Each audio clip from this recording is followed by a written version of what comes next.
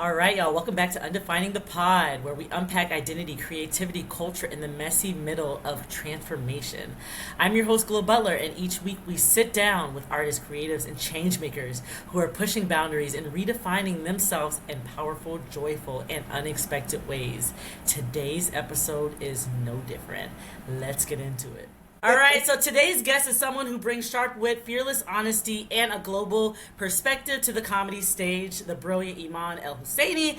Eman is a Palestinian-Canadian comedian whose stand-up has taken her from just for laughs in Montreal, Toronto, and Sydney to multiple international TV appearances with a voice that cuts through the noise and a style that blends truth with punchline. She challenges conventions while keeping audiences laughing. From navigating identity and politics to riffing on everyday absurdities, Eman isn't just telling jokes, she's telling stories that need to be heard. Eman, how are you doing today? I'm doing so well, especially after that detailed intro. You need to record it for me. That's my biography. I need to that's really wonderful. Well, this is recorded, so Okay. you're good. We'll start there. But that's true. Sometimes, if you want a good punched up bio, just steal this. I give you all the permission you want. Thank you so much. I appreciate it. Well, people ask me all the time, and since the pandemic happened, I feel like all of my credits expired because they're longer than 5 years. So I'm as soon as it's longer than 5 years, you need new credits. And now I have zero. So is that true? Do they really does it really become worthless or not really? no, I guess it's good. I built a lot of credits before I moved to New York, and that's actually how I got a green card, was because of the credits I built at the beginning of my career in Montreal, which is very impressive considering my name, Eman El-Husseini, being Muslim, being Arab. It was the Obama years though. Right. But I feel like after a while I get embarrassed when people introduce me and they're like, oh, she's been on Just for Laughs and she's been on this. And I'm like, yeah, but it hasn't been in a very long time. So I don't know. I kind of feel guilty. It's what have you been doing for the past 5 years? Yeah. And it's canceled because I'm Palestinian, but we'll get into that. We'll definitely get into that because we need to talk about it. But I would say this, I guess during the Obama administration, that was a time to do it all. Apparently now, get married, same-sex marriage, get a green card, whatever you needed to do. It was a great time to do it then. Now, everything's just getting stripped away from us, so it's just That's right. peeling off all of our freedom. Yeah. It's not. My awkward laugh. No one should be. I love your laugh. You have the best laugh. This is we have laugh. to laugh during misery, because then what are we going to do? We're going to be crying 24 hours a day. Oh my gosh. That's. I feel like that's why it's one thing. I think that comedians should replace pastors and preachers and stuff like that because we're the one. We bring the healing. We make people laugh. We turn dark things into light things, or we make them laugh through all of this painful shit that's happening right now. That's right. You know what I mean? Pastors too, with their sexual abuse what I mean. history. You know what I Maybe we mean? could. Maybe Not that shake comedians. No. Not that comedians are right. innocent, but right. we have so much to talk about. We're going somewhere with this. All right, but I'll jump right into it. Okay. So I guess my first question is, what pulled you into stand up in the first place? So, being Palestinian and escaping war when I was younger, and seeing the dynamic in my family, which was basically because it was so chaotic and we weren't certain of what was going to happen to us. And my parents escaped war twice in their lifetime. Everybody in my family is really funny. Mm-hmm. So our dynamic was always to either laugh or fight. We didn't have an in between. So it's just there's such a great sense of humor in my house. This, in spite of everything that's terrible that happens on a daily basis, we still manage to laugh about it. So it became I don't know if it became an escape for me or it was just a survival mode that was good for me and the people surrounding me. Yeah. Instead of just being negative all the time, let's joke around about it. That cost a lot in therapy later in life, not addressing your feelings and just laughing about everything. Yeah. But I think I just grew up with laughter. Our everyday life, our dynamic, our personalities, how we would my parents would ask for something was ended up as a joke, it was just roasting each other, just I was just laughing about how miserable things were. I remember once when I was young, I wanted to buy new sneakers or something, and I asked my parents, I'm like, "Can I have $100?" And they both looked at each other and they just started laughing. They're like, we don't Yeah. have money. We Yeah. actually have no money. And it was like, this is so beautiful. We're laughing Yeah. at something so important, but like it really took away from materialism for Yeah. me. Yeah. I mean, which is a good thing. I mean, because you learn to see other parts of life that, matter most, like lives and stuff like that. But Yeah. yeah, in my household, it was mostly like, hey, we don't have McDonald money. So we're Yeah. kind of like in the same culture in a way. Right. No, Exactly. so you were saying that like you guys like roast each other, stuff like that. Like your parents, were they like just very kind of unserious in a way, just to kind of keep things more lighter, or do you feel like they were tough, but then you just had was it like a good yeah. You know what's interesting about my parents, and I Yeah. think it's like Arab sense of humor in general. It's so sarcastic, so they would say things with such a serious tone or look on their face, Yeah. but like what's coming out is so funny. Yeah. So I can't say that they're not serious people. I could just say genuinely they were hilarious people. Like it Yeah. was just the responses were so sarcastic, and it's just yeah. I They're serious, and we were in crisis a lot, but Hmm. they did it in a funny way. And I Yeah. think that's why I ended up resorting to that, like being a new immigrant in Canada, Yeah. going to school, having to learn French to speak English properly. Like French is my second language. It was Arabic, Oh, French, okay. and then English. English I picked up watching TV and stuff. I joke Wow. about that. Like I learned my English from like Joy Behar and The View. And that's why I have like a Brooklyn Jewish accent. Wow. But yeah, I mean, we watched TV, we watched cartoons, we watched, whatever was on TV, and that's how Yeah. like I picked up English, and it was the popular language amongst like friends, even though we grew Yeah. up in a French city. Yeah. Um, but yeah. Wow. Wow, that's incredible. I didn't know that layer of you. That's really incredible. Oh, there's That's so many, just like an onion, smelly and everything. Jeez, you have things you So have bad. That was so corny. It's okay. We're here for the corny jokes too, okay? It smells bad as onions, okay? Yeah. But you're strong. You're a tough one here, okay? I feel like do you feel like that it takes a lot to truly break you, or do you just feel like I don't, because I feel like I see a lot of, I guess I can reference this. I see how much you put out there on like social media about like, making sure that you speak up, about the things that you're fighting for or that you want to happen and change and stuff like that. But like, that's a risky, that's so risky. And sometimes like, I feel like I want to do that every day, but I feel that like that sensitivity inside of me is just kind of like, I'm scared that I'm going to get into like, crawl into this shell. Out of it for like a Sure. split second already hurts, but like, Yeah. really being able to walk through this life and like determine, okay, what's humor and what's like, like where can I blend the two together, like especially on my socials, especially on like platforms that I know that like I still want my comedy career, but at the Right. same time, there's this whole war in Gaza. There's this whole like, Palestine is not free. You know what I mean? Like Well, that's it's the thing. I mean, I am definitely suffering the consequence of being so outspoken. And I did try, at the beginning of my career, I really tried to bring people together. My goal was always to entertain, and I felt like some sort of ambassador. Like I represent Palestinians. When I go on stage, I represent Palestine. Like this is huge. yeah. So I almost like teetered on the side of being like, digestible, can you Yeah. say, like not being too political, because my purpose was to entertain. Also, I didn't want to be pigeonholed as like this politician, or that I want to sit there and like teach people a lesson. I think it's like up to people to learn.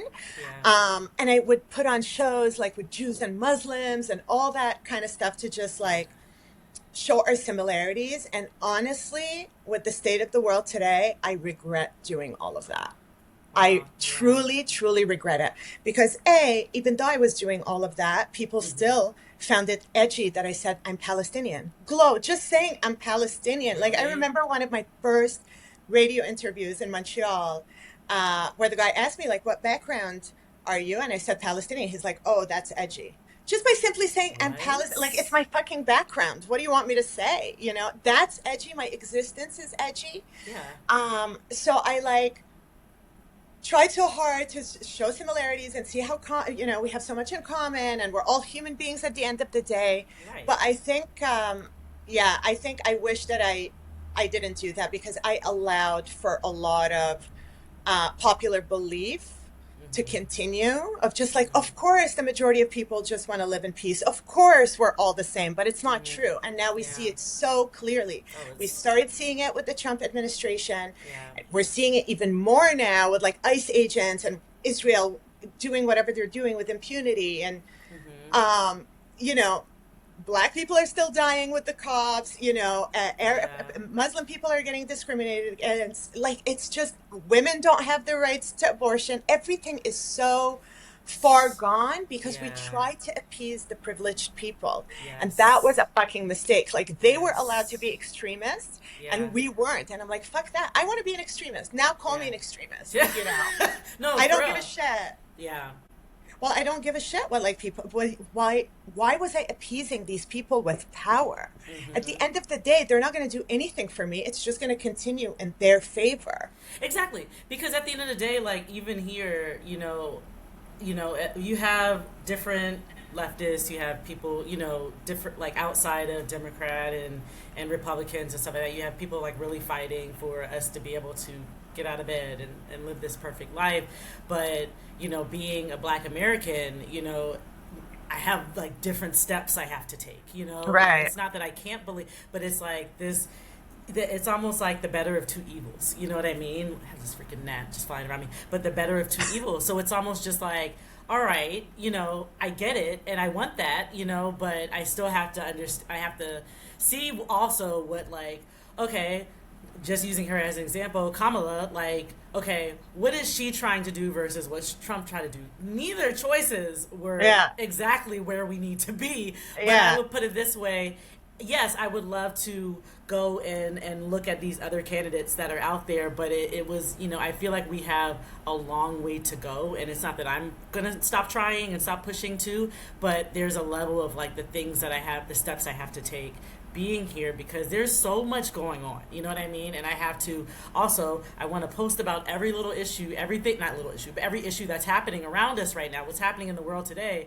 But it just Yeah. be like my timeline, my stories and everything would just be swamped with just stuff. And, That's it. it's just kind of like, all right. But Well, yeah, look at the news every day. It's just like Trump, Trump, Trump, Trump that's it. allowing this, Trump doing that, Could, ICE raping people, this. It's just like nonstop. And they like oversaturate with like news that you can't even keep up with one issue at a time. right, It's just right. so much. And Yes, our mistake is that we try to appease these people in that's power. it. That's it.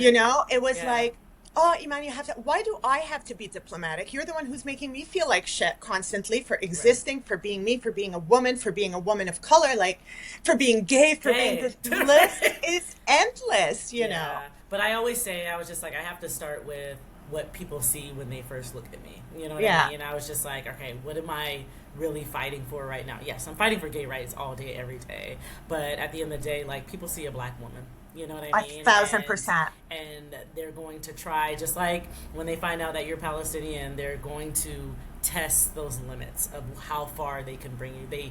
A lot of people are messed up because they like, they look at, I feel like that's with the both of us. They look at us and they just immediately see like, oh, strength, like they can endure any pain. Right. You know what I mean? Like, if somehow that what we are like reflects that, and it's so much deeper than that because there's so much more things to unpack with me, yourself. You know what I For mean? you being black, it's like the ultimate. And I Yeah. think I've told you that from the first time that I met you. Hmm. Moving to America during the Obama years, I could not believe the blatant racism and Oh yeah. segregation in Brooklyn, Yeah. New York City, between black people and white people. And I Yeah. think I did that at your show, the first time that I did your show, Hmm. at that cafe, that great place, the spot that you did Daily Glow. Press. Yeah, I love that place. And I remember the bartender was white and the Hmm. audience was black. And I'm like, this is the first time that I'm in Brooklyn Yeah. where white people are serving black people. And that's Yeah. how it should be. Yeah. Because everywhere else in Brooklyn, it's like black people serving Oh white yeah. people. And Yeah. I mean, it's so, and people It's talk about how liberal New York is. It's not, bro. Like, it's segregation yeah. everywhere. And it's, Uh-huh. black people have it the worst because it's on your skin. I could pass for like Italian or Greek or Right. Spanish. People Yeah. don't necessarily know, unless I was wearing the veil, Yeah. the hijab, then they'll know. But Yeah. for you, it's like that's the first thing, and that's all people see. Yes. And although black women literally have built this country and made this country so fantastic, you Yeah. guys are treated the worst. Yeah. The worst. That's, I mean, just showing you how they voted in this past election, just kind of, it just said out loud, like, exactly what this country, like, there were even 72% of black men that voted for Trump. You know what I I mean? So it's Men, just kind they of, find him it's, hilarious. yeah, That's yeah, what men. They that's, find him so funny. that's what I'm saying. Men are so like unserious Yeah. with things. I'm not surprised, but it's one of those things like you kind of gotta just find your lane and what you. That's why you have to you believe in something. Fall for something or you fall for anything. You'll just kind of be a floater out here, like unsure, just looking for people's opinions and stuff like that. Like really read what's going on out here because a lot of the times, like right now, look at DC right now. DC is a wreck. You know what I mean? And I'm glad I don't live in DC. I lived in DC for about 3.5 years. Right. Like whatever, right before I moved here, and it was great. It was during the Obama administration, completely Yeah. different. But this one TikToker, he said this. He's like, I'm originally from DC, and you don't know. He was like, y'all don't realize this, but every politician that tries to come in here tries to take over DC. Like, Yeah. sorry, every president tries to take Yeah. over DC. And so the fact that like you guys had National Guards and stuff, it looks a mess. It looks crazy. It looks crazy. It's crazy. But that's why we have comedy and, Yeah. I feel like because I feel like comedy can help us. We have a platform and a strong platform, and it's basically like we get on stage and you guys have to listen to us, and I mean if you want to walk out the room you can, but it's one of those things where like I know that you get booked quite a bit around the world. Like you've been outside of you get booked up. Do you feel like you get booked more outside of the US? Now it's really hard for me to get a spot in New York, honestly. I feel like because ever since I started talking about Palestine, I mean, and I've been talking about Palestine since the beginning. So I'm telling you that I like try to appease people in power, but I've never shied away from saying that I'm Palestinian, showing my pride No, for being absolutely not. Palestinian, for being Muslim, for being gay, for Nothing to all be- of that right, stuff. Right. So I lost my train of thought, but I always spoke about it, and I still got booked because I guess there was maybe it was unspoken that people cannot book me because I'm Palestinian. Certain people definitely did. I wouldn't get booked at clubs that were run by Zionists. Right, yeah, there's a good number of those now. That's so it. But I always had find it out. Mhm. in my bio, like on Instagram, just basically like Iman, comedian, Israel is a terrorist state. So I've always been open about it. There You it is. know? That's You're like, it. all right, found our answer right there. You never have to look. You never have Exactly. To I'm telling you, never have this to is what it is. So, and it's actually so fucked up. So, I've been always outspoken about it, even when I married into my ex-wife's family that are very pro-Israel. I was very outspoken. I mean, they had like meetings to like unfollow me and shit and block me on Instagram, like such Oh my stupid, God. childish, immature Yeah. shit, Oh, which is God. fine. I mean, but that was the thing. It's like me appeasing them wasn't going to change their opinion of me or Thank you. change the opinion of Palestine. It was still the same, whether I'm nice, whether I'm not nice, it was going to stay the This same. has been going on a lot longer than when you and your ex got together. You know what I mean? Exactly. This has been so you stepping into that world or you guys combining the two worlds were just kind of like, whoa. Yeah, You well, know that's what why I I mean? call my marriage like the period of time, the dark ages. It was Yeah. really bad. I had to like make myself a bit small out of love, and it was Yeah. a big mistake. It was, again, I just go back to like, I wish I was an extremist since day one. I should have, because when her and I started dating, I made it very clear from day one, like, I have no tolerance for Israel. I have no tolerance to justify any of their actions, and we almost like broke up early on because she had like a bit of sympathy for Israel. Now she's like amazing. That's the only thing that's amazing about her right now, is that she's like very outspoken about Palestine. Yeah, hey, I got my teacup right here. Yeah. I brought the chai tea out for. I'm just kidding. But But she's yeah, great on Instagram. In real life, I don't know, but like on Instagram, she's great. I just, but yeah, I mean, that took a lot of work. That took a lot of work for her to get to the point that she's gotten. Of course, I definitely take credit for opening her eyes to a lot of shit. But, But I mean, I see that but I see that also in interracial relationships. You know yeah, what I mean? At the end of the day, because it's just kind of like if you, I guess that's how I felt about you know dating. Like I have a preference, right? But yeah, dating, I haven't dated white women or anything like that before because I was always concerned about the conversations, and I don't want to like any teachable moments. I think that was yeah, just too exhausting for me. But at the end of the day, like there's a lot of progression out there, but I don't want anybody to just date me because if you're gonna be with me, you're gonna be with all of me, including yeah, the good, the bad, the ugly, all that stuff, and just understand that like I want you to know what culturally about what is happening, and right, I don't want to have to point out issues that I deal with in public for you. I have to explain those things. You know what I mean? right. So that's been the thing. So I can understand how something when it comes down to almost like your politics or whatnot, like things that you believe in, like your morals, like these are things that you're just like, all right, we know what's going on right now. Like I Right. understand what like your background is, my background is that, or this is I'm Palestine, you're Israeli. Okay, Jewish is Israeli. their faith. Then Okay, you have Zionists that are Jews that believe in Israel. right. And Israel is basically a Zionist state. So you'll see amazing, amazing outspoken Jewish activists that are Okay. anti-Zionist or anti-Israel. Yeah. So yeah, that's the thing. So Zionism really tried to conflate Judaism and Zionism.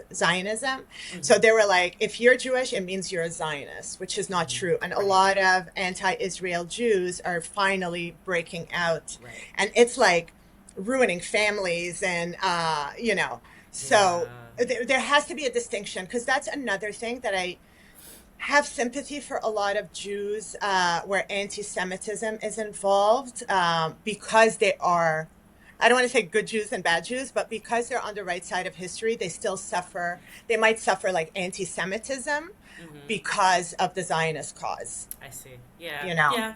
Yeah. And I'm sure that's like, well, here around here, so I live Okay. in Oh yeah, you're like border black and Jews, right? yeah, Hasidics and it's black.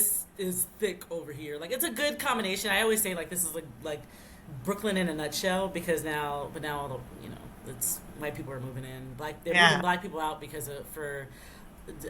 that's what they're doing right now. But anyway, so like it's very heavy on like yes, Hasidic Jews around here. They're how like here we are. So Yeah. like when all this stuff with Gaza, that protests and stuff like that. Now this is not stop, but when at first the protests and stuff started up, they put flyers on our building, America for Israel or something like that. They were saying Yeah. it was just like.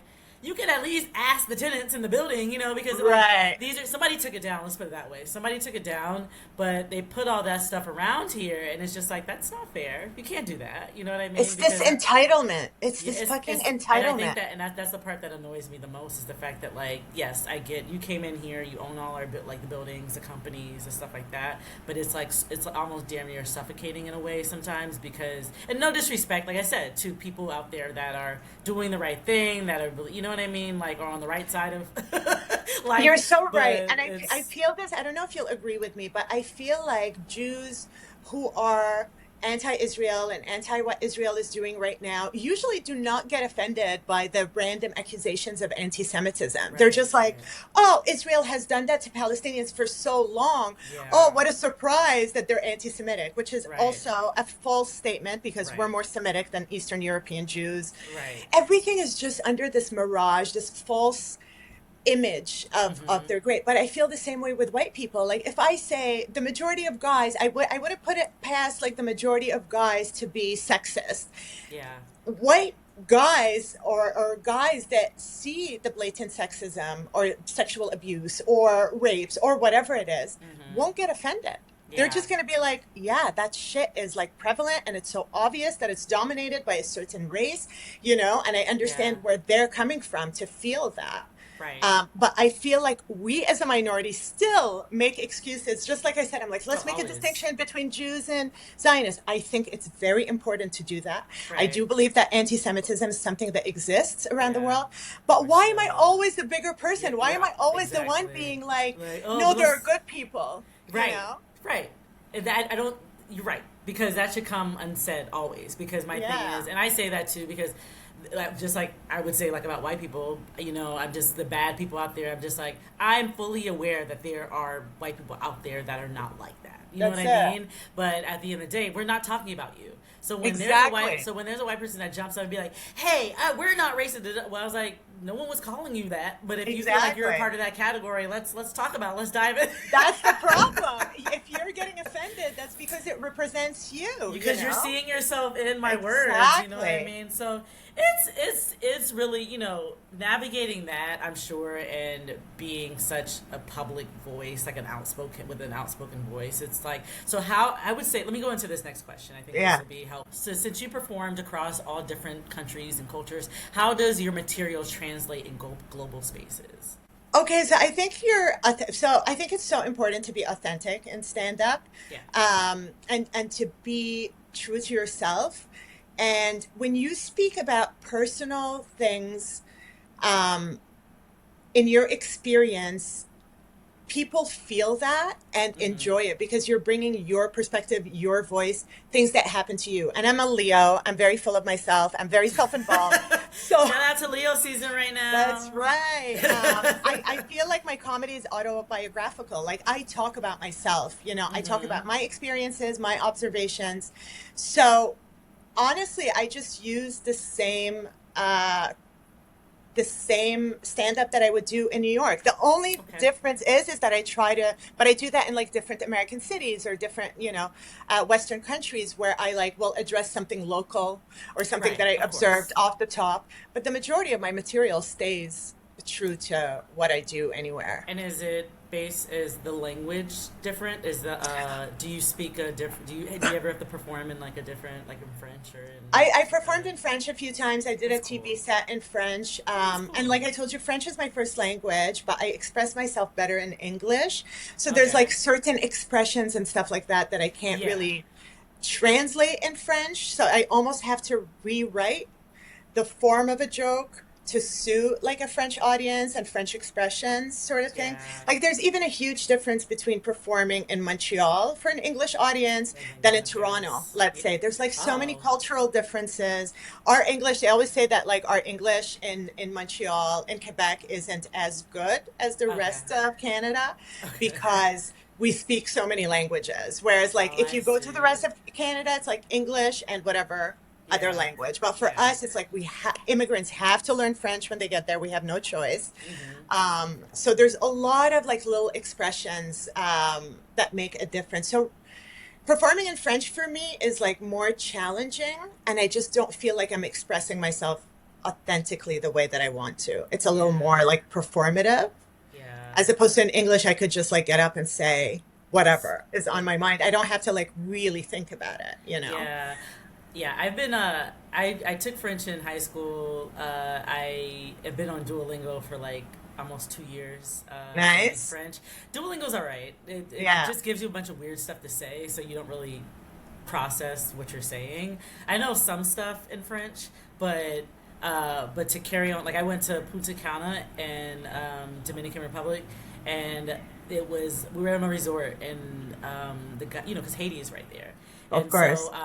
so they speak French, but they speak also many different languages. So when Sure. this guy started speaking French to me, it was going so fast. I was like, okay, I'm not like, you can't just say a lot of things really fast, but like I can probably, like, if you tell me like where you're going, I probably know. I can understand it. It's speaking it that is that's good, a bigger challenge. But my partner, once I get better, we're gonna go to Montreal, and Oh yeah. I'll give you all the I'm gonna tips. piss somebody off because they're like, could you just speak English instead? Yeah, yeah, yeah. I mean, listen, you could still speak English, but let me tell you, like, all the hot spots and stuff like that. You'll find a lot of English speakers in Montreal for sure. It's like if you go into like Quebec City, which is very romantic, that's a lot more French. But Montreal itself, you'll be fine. Yeah, I'd be like, can I have a vin, wine, vin. Oh, vin. Yes.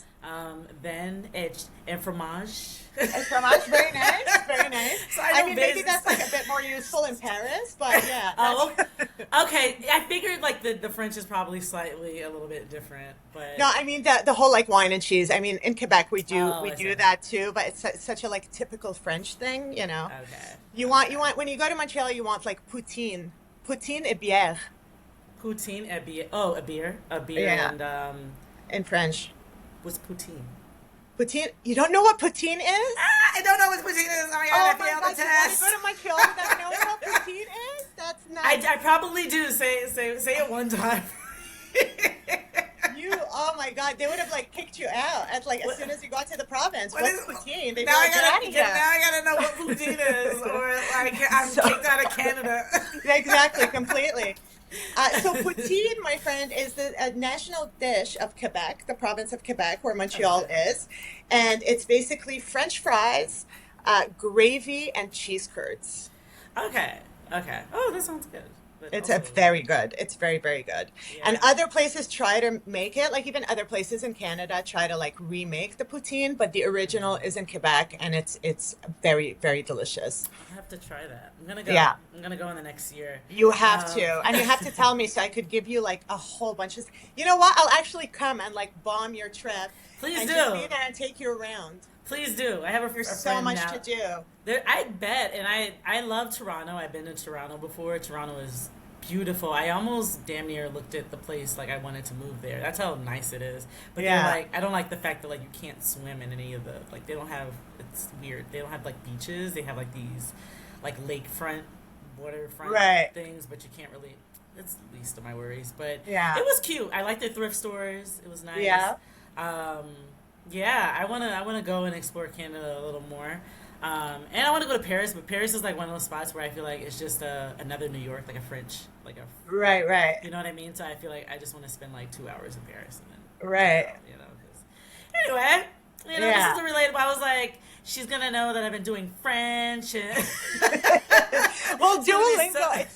It's so funny that you bring up Duolingo because I'm trying to do that with Spanish. Okay. And I feel the same way. I feel like Spanish is spoken at a speed that's like not manageable. I don't know how to like get to it.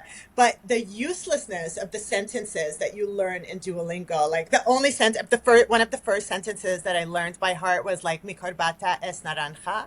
My tie is orange. When am I going to fucking use that sentence ever? That's You what know? they always do that. That's why I don't learn anything. Like I learn words within Yeah. sentences, but that's why I don't you don't learn anything because you're talking about, oh, I got to pick my shoe out the toilet or something like that. Like I'm like, when am I Exactly. going to have to say this to somebody? Yeah. You know what I mean? Like, I don't know. It's Do they interesting. do that? Do they do that in French too, where like the tone sounds like typically French? Like in Spanish, it'll be like, "Oh, Jose." Yeah. And God forbid I Me go. gusta, whatever. It's like, why is this turning into like a sexting situation? Exactly. Like imagine if like you repeat it, like you repeat it exactly how they pronounce it on Duolingo, and That's with the tone it. and the voice, and you just like took that to freaking like I don't know Mexico or something like that. Depending on what Exactly. Spanish you're talking about, but like and just started doing it. And be like, what is wrong with you? Like, Exactly. Ay, Juan. Right. Like, why am I? That is, they're making it very sexual. The French is like the same. It sounds like the what is it? There was a character on Looney Tunes. I think he was problematic, but I think he was like a skunk or something. He like Pepe Le Pew, of course. Pepe Le Pew. Like that's basically what everybody sounds like on Duolingo.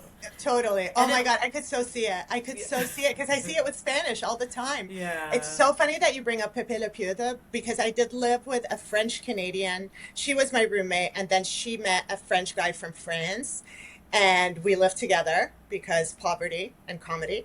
But he moved in, and he was French from France, and he was such a stereotypical French guy from France, Yeah. like the baguettes and the pork and the cheese and the wine, and he would like write her poetry before going to work, and the chocolate. So I would call him Pepe Le Pew because he was actually he was Pepe Le Pew. It was like based on him. Oh, that's funny. Yeah.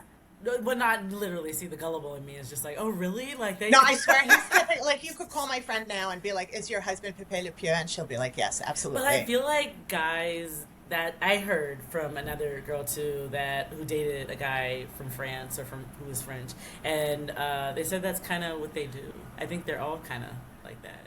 Yeah, I mean, there's like cultural things that are stereotypical that are not necessarily negative. Yeah, yeah. The fact that he's showering her with poetry and roses and chocolate is not a negative thing, you know? No, but then it also makes you feel like you're the special one, and you're really right. not because he does this. So like, he's no, like, it's cultural. Right, exactly. He's waking everybody else. He's waking everybody up with baguettes. You know what I mean? All right, so let's see here. Can you share a moment when comedy helped you navigate something deeply personal? No, we did talk about this. Talking about being Palestinian, it's like every time I go on stage, especially early on in my career and especially after I came out, every time I would say something about my identity, it was kind of shocking for the audience on either side. So for Palestinians to be like, oh, you're Palestinian and you're so outspoken. And I talk about sex, religion. I really don't hold back, you know. So for them, they're just like, oh my God, who are her parents and who raised her this way?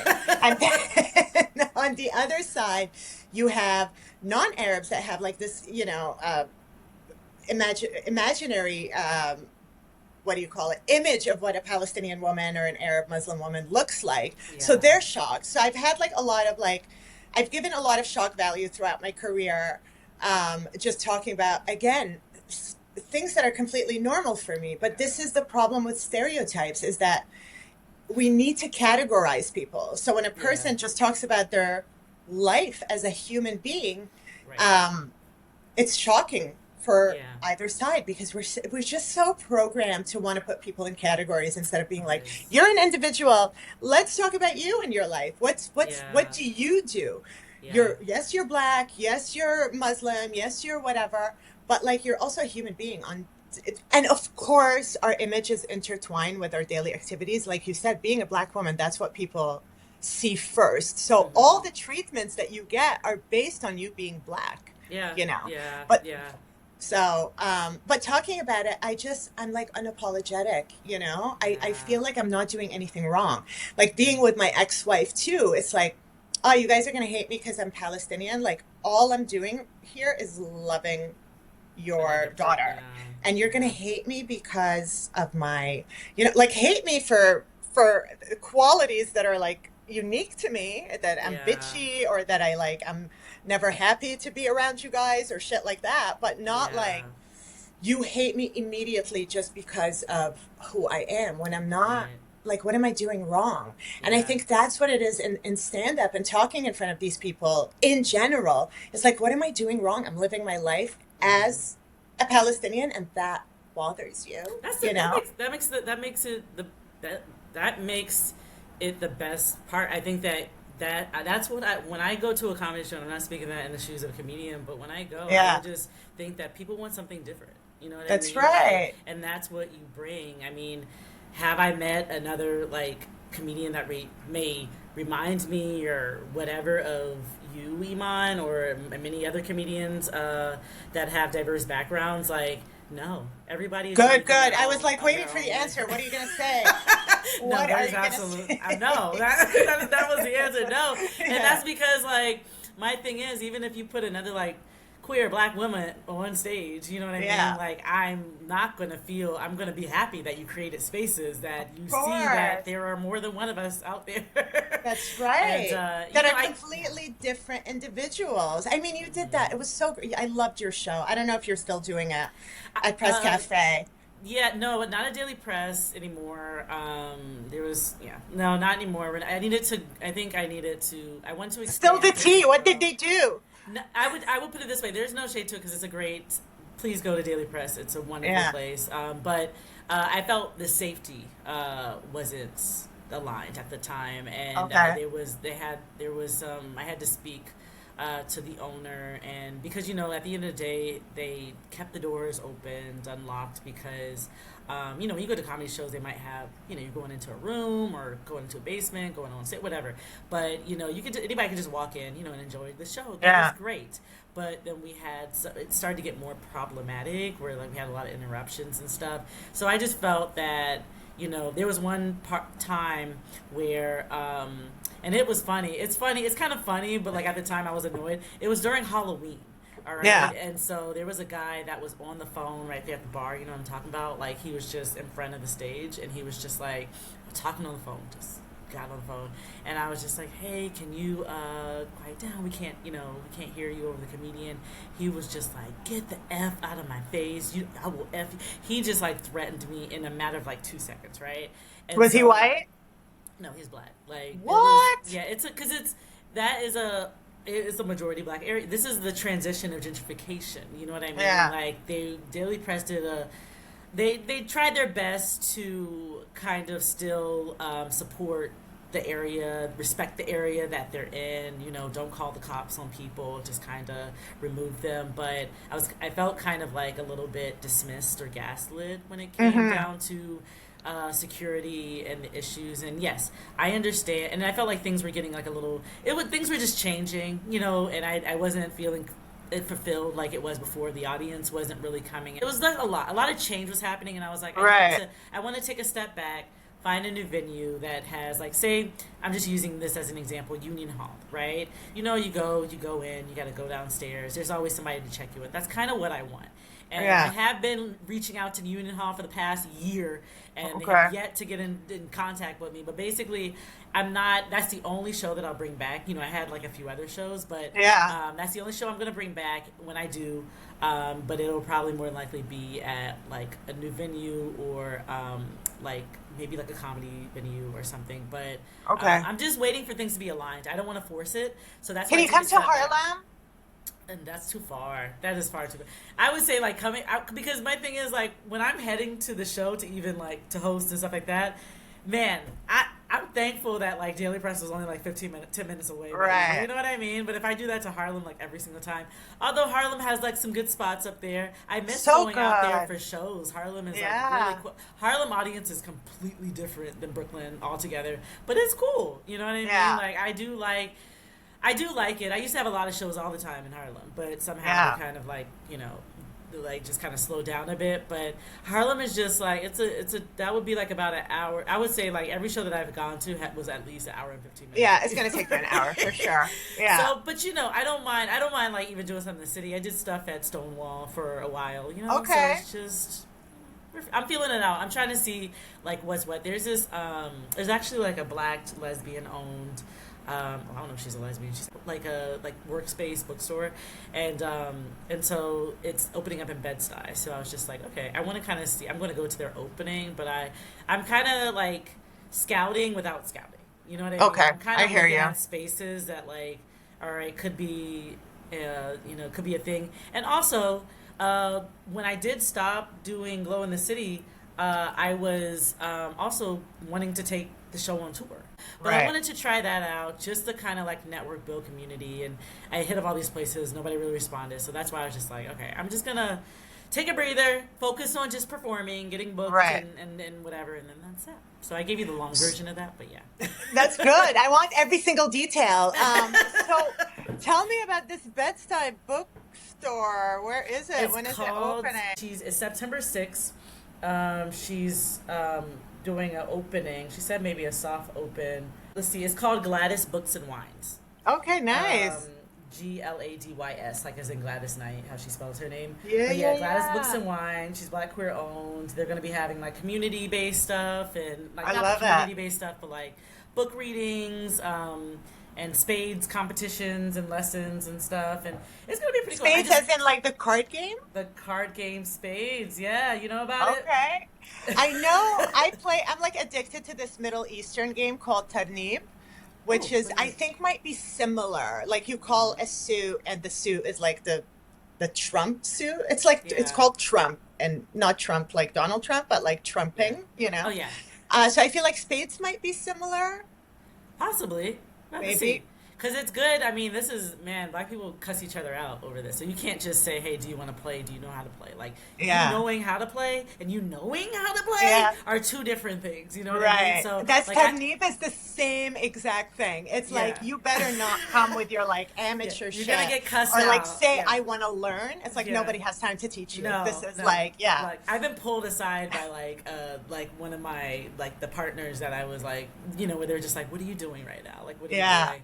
And I've even like downloaded the app to make sure like did this better, because it's one of those things that like I've definitely been cussed out and be told I love you in the same sentence. Right. So Yeah. so you know what believe I that. mean? It's a thing, but it's one of those things where like I just don't want there to be like I don't want it to be just, you know, I want it to be definitely community. I want it to be just what this woman envisioned and built. And when I say that, it's like we don't need a ton of white people like in the build, you know, in the Yeah, room. yeah, But yeah. also like we like to blend, you know, but don't. If you see in there that there's about 20 white people and they're already crowding the space, like walk out, come another night. You know what I mean? Yeah. Just kidding. Yeah. I'm like, I'm with you. This is how I am. I'm like so overprotective in Harlem. I'm like, well, who are these people moving in? I'm like standing out there with like, you know, Yeah. the neighborhood. I'm like, Yeah. are these people white? And it's like, thank God that I'm tan so people could tell that I'm not a white person, you know? Yeah, that and it makes a huge. And I mean, people respect that because For like real. over here, yeah, we moved in this area maybe 2 years ago or so, and that's what I'm saying. It's been like they nobody's bothered by us. You know Yeah. what I mean? Nor do people know that we're not from here. There's a lot of times people just think I'm from here. You know? Right. But yeah, if you walk out, but then there's like white people, and then even like the guys out here, like whatever the guys that are from this area, like even with these Jewish kids, I've seen them get cussed out because they were Yeah. Right. You talked about having a green card because that was like my next question. That's actually Um, an important thing to say because my green card, I'm officially a New Yorker in April 2026. That would be like my 10 years of being yeah. here. But I have to renew my green card, and I actually don't know if it's going to be approved. Oh, interesting. So I don't know what my life is going to look like I in think spring of 2026. if you had a green card before, I think you should be able. You don't have a criminal background. You know what I mean? I think that why would Not you have yet. and scene. Oh my god! Like God. Hey, we all love a little dark humor. You never know with ICE roaming the streets. They might just be like, oh, you look too dark, you Yeah, know? that's so true. That's so true. illegal. People are just assuming. Yeah, there are people like being detained by ICE and they are not. Detained, They're raped. I very mean, legal like, here. it's fucking Yeah, insane what's happening in it's the world right now. it's a wild thing. But you know what? I hope all those people go straight to hell. You know what I mean? Yeah. Because it's yeah. Glow in my entire life. I mean, I've always considered myself agnostic, you know? I call myself like an agnostic Muslim.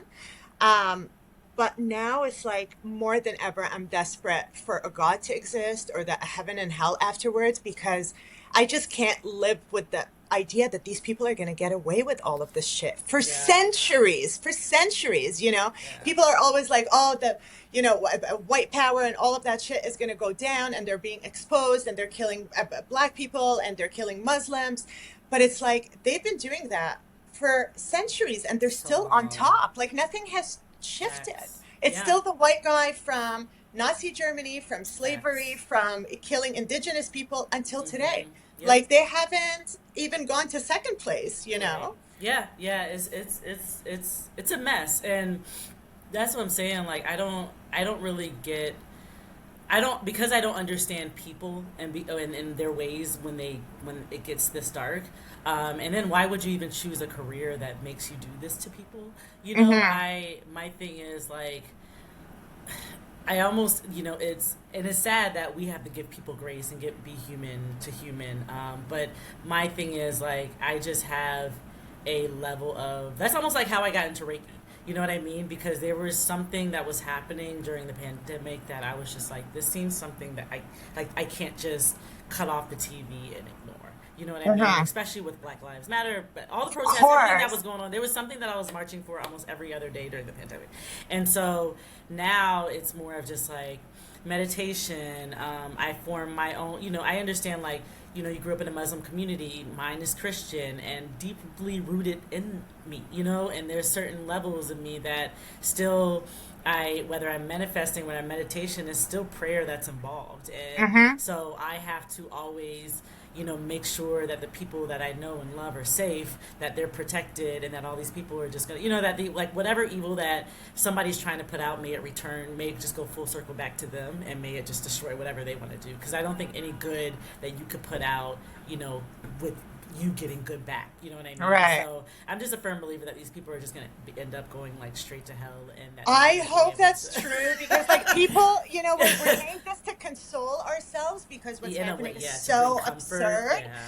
But I'm just like completely hopeless, and when people are like, oh, God is a woman, I'm like, if God is a woman, she's fucking up big time right now, because it just seems she's on a period or something. Exactly, because this makes no sense. The way the planet is going to shit, the way that people are behaving, it makes no sense. But it's interesting that you bring up Reiki, which I haven't gotten into yet. But going to Southeast Asia, that was where my last tour was, and I did it 2 years in a row. And just to be surrounded by Buddhists and Buddhism really opened my eyes to like separate yourself somehow. I'm still having trouble figuring it out. Right. But just like separating yourself from like what the awful that's happening around you, and just understand that there's like transcending it, and just seeing that at the end of the day, things are going to work out. That's what I'm trying to wrap my head around still, because it's just like the atrocities are nonstop. But just seeing how peaceful these people are, like just peaceful and just zen, and you don't hear people fighting on the street. I didn't hear like any honks while I was there. It's like a completely different world than what we're used to. And I just feel like they figured it out, by like meditating, and like just the sense of community is so huge. It's so huge, which we don't have that, This is another reason I love Harlem. I'm like, I want to be the next mayor of Harlem. This is another reason I love Harlem, is that I'm walking down the street. If I make eye contact with somebody, they'll say hello, as opposed to lower Manhattan, where you're like walking down the street, somebody bumps into you and like, fuck you. And everybody's just like making so much money and miserable. It's just in Manhattan. Exactly. Yeah. I was in a relationship with someone who was Buddhist, and so she took me to their, what is the temple? Yeah, temple. And it was amazing. I took a religion course in college, and that's when I was like, wow. Which my mom always taught me that like, people would believe in different things. We all believe in the same thing. We just call them something different. That was her way of like telling me you should accept people for their differences. Yeah. Whatever. Oh my God. Interesting. Yes. Tell me. So then I took the religion course, and it was incredible. I learned so much. So I wanted to convert into Buddhism.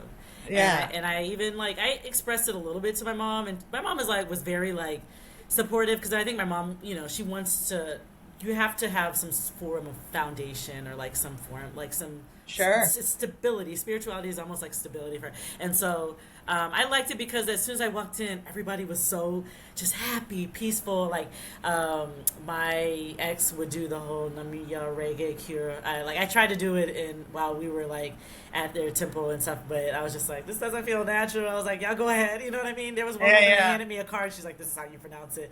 But it was really cool. And the Namiya reggae cure is more of just like a level, is chanting. So like when you're meditating, that's what I do. I highly recommend this if you're interested, but you don't have to.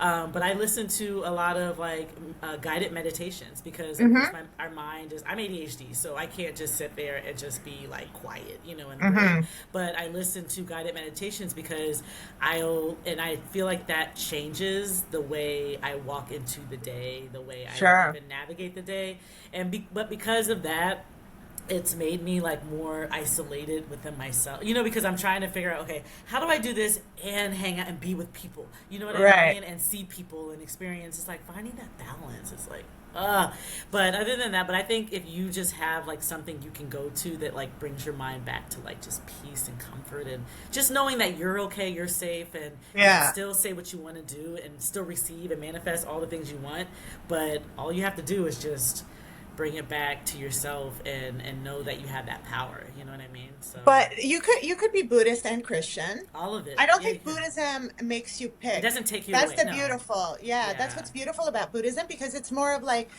you're not competing again, which Hmm. is another beautiful thing. You could Yeah. do a lot of the teachings without calling yourself Buddhist even, Facts. Yeah. as Hmm. opposed to like Christian, you got to be baptized. Muslim, you got to say, that Right. sentence, whatever. But it's so funny that you said about your mom, like, uh, talking about religion and saying like we're all the same and we all need to believe in something and we believe in the same thing and it's a different thing. My dad sort of tries to do that with me, and it was just on a trip last Yeah. week when I spoke to It's you, funny. and I was arguing with him about something, which is like the story of my life since I was like born, and I could Yeah. absorb information because I'm just like the blatant sexism on every level, Oh wherever you man. are in the world, drove me crazy. So we got into a discussion about something where I said something like, I don't believe women should cover themselves or feel like they have to cover themselves because men can't control themselves. Right.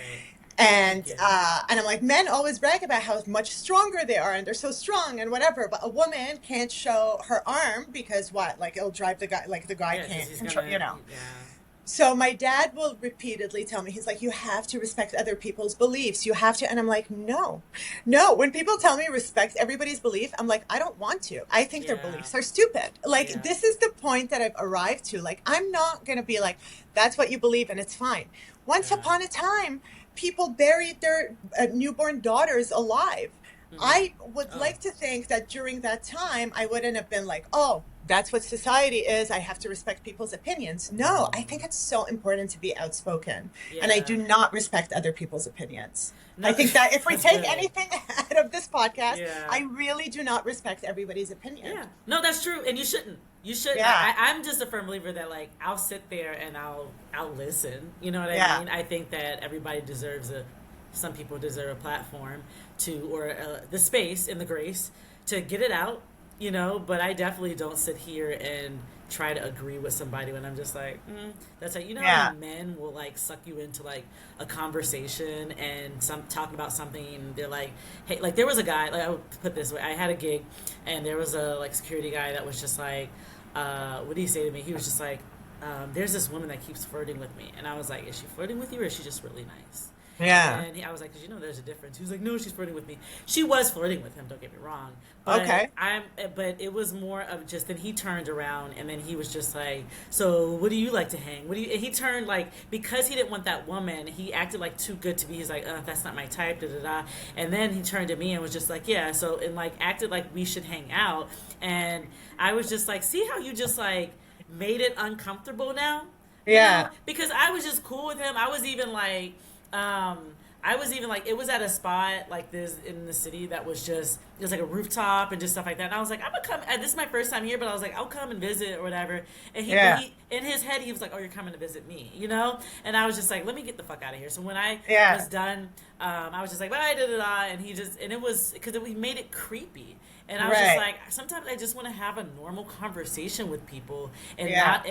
not be filled with like your thoughts and your Yeah. creepy opinions on what and you just walking around and saying, because men are just, they have, because of the society around the world that has them like feeling empowered, feeling like, oh, we're above all and this and that. And this comes from even like communities where we have like black communities. This comes from people who we're oppressed. You know what I mean? You don't really have room to feel Yeah. the way you feel. You know what I mean? And so it's frustrating, but it's like, I'll let you speak. And there's times when like I've heard people speak too much and I'm just like, all right, but you're right. You shouldn't agree with everybody I because really, yeah. and, Go and, ahead, I'm, sorry. and I'm a firm believer, and my partner said this to me recently. She was like, you're not supposed to be for everybody. Yeah. You know what I mean? Like, Yeah. not everybody needs to like you. Not everybody even needs to agree with you. But one thing they're always going to remember about Iman is that Iman stood up for everything she believed for, and she made sure you knew about it. You know what I mean? That's I it. did, and I wish I did that more. I truly, you don't understand, the biggest regrets of my life is the times that I let people speak when I didn't agree with them. Yeah. One of the last shows that I did with my ex was, one of those stupid Jewish, Palestinian, whatever fucking bullshit. And there was another lovely lesbian couple. Okay. Palestinian and Jewish. They came to the show. It was in San Francisco. And after the show, the organizer of the show was just like, oh, we're all the same and Palestinians and, Tel Aviv is amazing and you guys should go visit Tel Aviv and it's so pro-gay. And the Palestinian girl from the couple just like looked at her, got up and left. And I was like, that's what I'm talking about. Yeah, this is how I should have been. I admire her so much for having zero tolerance. And this is like way before this, whatever is going on right now. And I'm like, fuck, I'm like, oh man, this is the right thing to do. I don't have to sit down and listen to your fucking bullshit or respect whatever you're trying to normalize in an apartheid, illegal system that is your country. People are delusional, and in their mind they're convincing people that. So when you're saying that and you allow them to say it, they're just going to be like, oh, it's true, nobody's challenging me. So I was like, now it's like I don't even want to hear, oh, you support Israel. The conversation is over. I don't want to hear it. Blue lives matter. I don't want to talk to you. I don't want to look at you. I think they've had the comfort and the slow progress in society going on their terms that now we're like reverting back to anti-women, anti-blacks, anti-immigrants, anti-everything. We gave them so much power that now we're in this position. We don't have shit, right? That's it. So do you feel like this is just based off of, your experience, especially in your last relationship? Do you feel like you're approaching just the people alone that you date, and even the next relationship that you would be in, if you choose to do that, does that affect the type of person that you date, or like do they have? I mean, for sure. I just, like I told you, I don't know if I said it on the recording or before we started recording, but I got out of Brooklyn because I'm like, I just don't want to be around white people anymore, to be honest.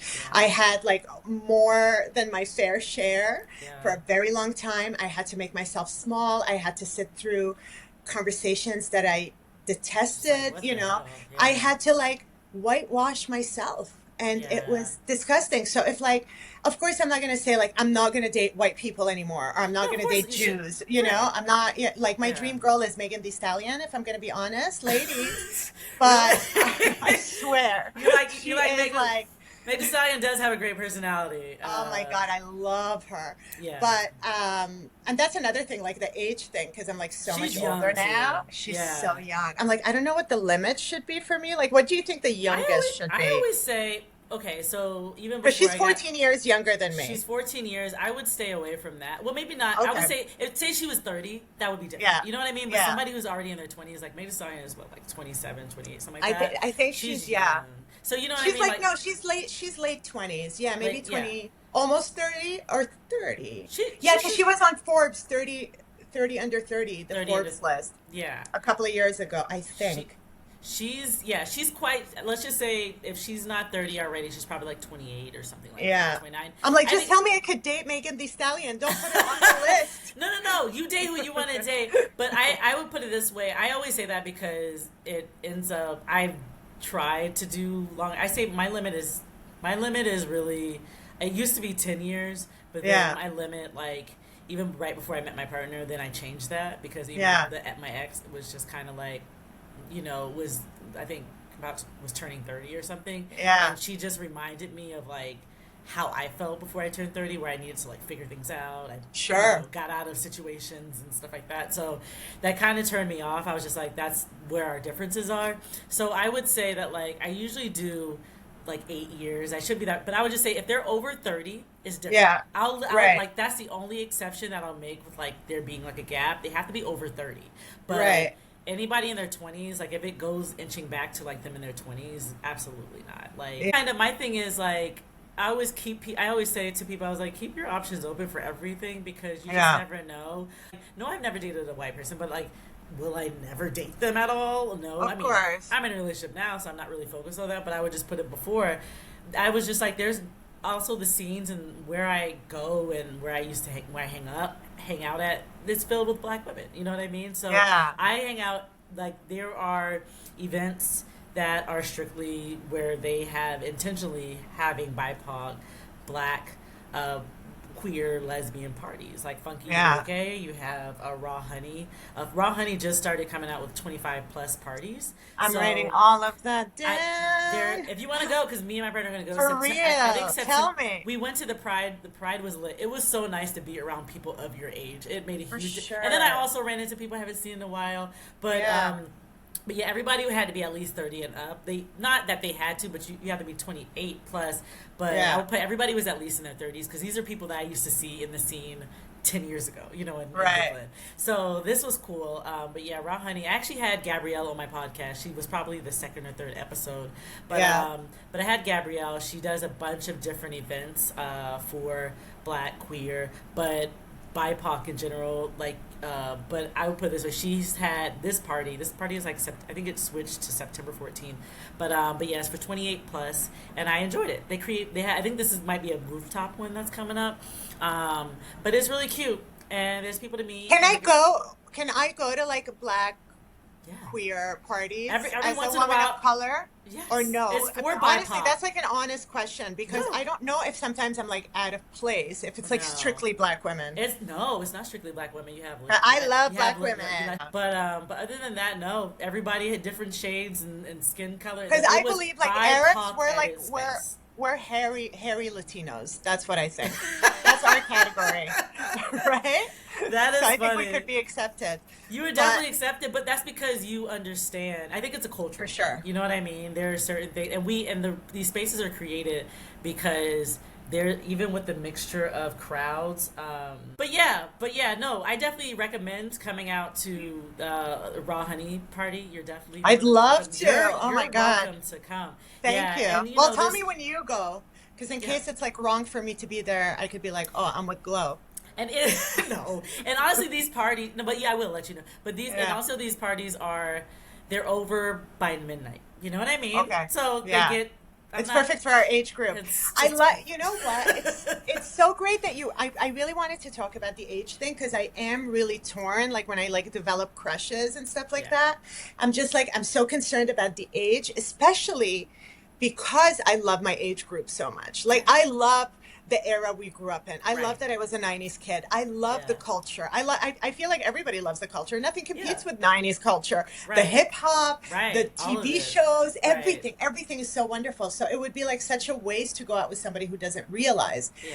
The only thing that's kind of appealing about younger, because I like a woman. You know, I don't want. I like a woman, 10% of guys, maybe. But Yeah. like, I really love a woman. I don't like too young. I really Yeah. need, but the younger generation, like I love Gen Zs and I feel like they're so much wiser Yeah. than a lot of people. And that's where like, it Yeah, gets yeah. tricky for me because I'm like, oh, you're 27, but you're so with it, you know? Oh yeah, they're not backing down, and they're gonna say That's what they're gonna it. say. Yeah, I definitely think there are certain exceptions, because Sure, of course, always. there's a whole age gap world out there, Yeah. and I see it a lot, and I think that you have to have something in common with another person That's in order right. for you to get there. So Yeah. I wouldn't knock it, but I would just say that like, all right, I would say. Anything under 25, you're probably not I think gonna it's get what you no, want. I can't even You know what I imagine. mean? Yeah, It's- that's why I said my cutoff is Megan Thee Stallion. So Yeah. like 14 years. Yeah. No, but it's true that it's such a concern, and especially being older, Yeah. when all your friends are married and like taken, like who is left on the single? Yeah. It's either like creepy 40-year-olds or young. Right. Right. It's like But the thing about it is the ones of our age, like they've stopped going out and doing stuff. That's it. Get in a space full of like 20s. That's why I don't go out to all these parties. There's nothing Yeah. like 25-year-olds and stuff like that, and I'm just kind of like, not that I'm looking to talk to them, but I'm just the vibe is different. They're a little more wild than I would than I have. Yeah. I've been there, done that. But I like to have my fun, but I want to have my fun in the right spaces. You know what I mean? Right. I want to feel seen at the same time. So yeah, I definitely think that like everything. I don't know what Tinder looks like anymore and all that. All these different dating. It's apps not right good. now. Yeah, I heard it was rough out there. It's But- really bad. It's really, really bad. Yeah, So bad. Hard, there's And no- I'm always like, I never understand these people, how they post or how they decide. Like, I tried a couple of times. I only went on one online dating date, Yeah. And I just got off all of the apps afterwards because I'm like, I need to like connect with somebody in person. I can't, like, no Yeah. matter how good their profile seems. But literally, some of these people, they put like no thought behind how they Mm-mm. post. They'll like post their first picture in like a flattering light, Oh yeah, and then and it's then the second picture, you're like, you're not the same person, though. This yeah, is not the same person. that And yeah. then, or they post with their friends, and it's like, I want your friend now. You know, I don't Yeah. want, you know, When I it's just like, I don't know where the logic is when they post pictures. It's, yeah. or they just have like their glasses on.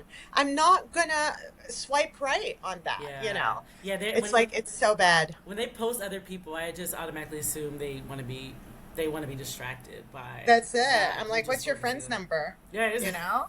For that's real. really. But yeah, I think that I'm a person. That's my thing too. I would say I prefer in person meetings. Same. Everybody else that I've met and dated have been in person.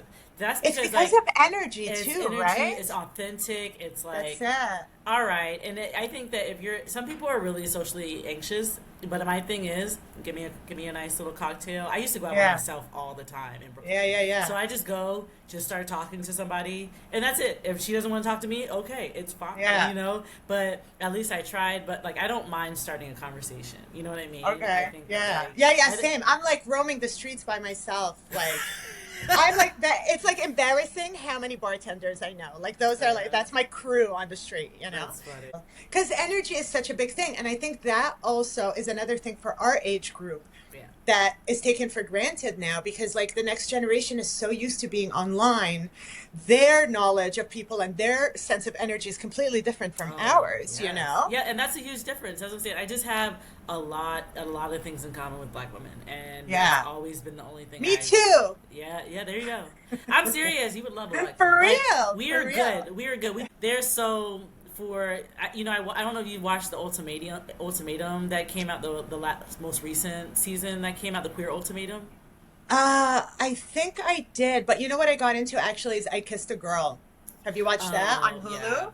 I That's loved it. You that's didn't like so it? mess. No, probably because they were so young, and I was like, this reminds me of me in my Maybe. 20s. But Yeah, yeah. I haven't finished it. I'm probably in like episode 4 or 5.